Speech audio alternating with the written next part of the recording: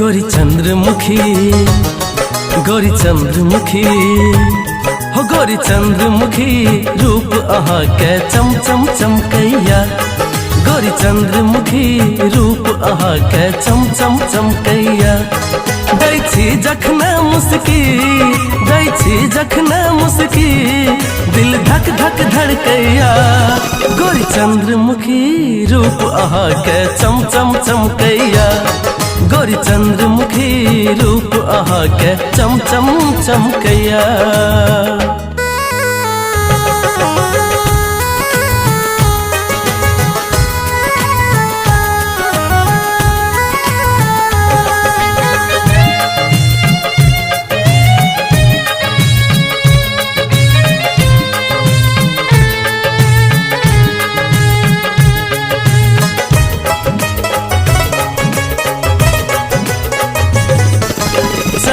अहाँ के मतवाली चलै छी धरती हिलाका।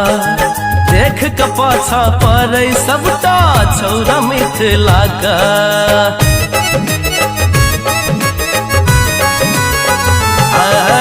चल अहाँ के मतवाली चलै छी धरती हिलाका। देख के पाछा पड़ै सबटा छौरा मिथिला का। सबटा छौरा मिथिला का।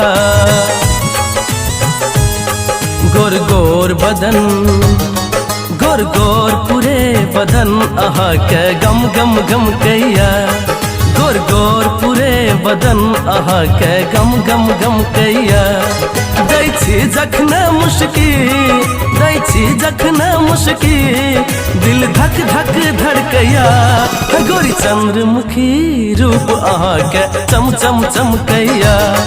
गोरी चंद्रमुखी रूप अहाँ के चम चम चमकैया।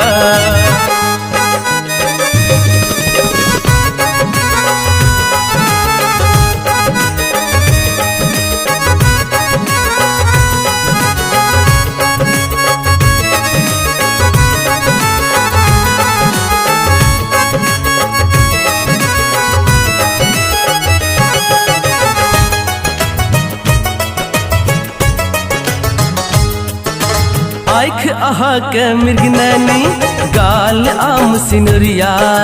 मोहनी सूरत सा लगबै छी अहाँ सबके नजरिया।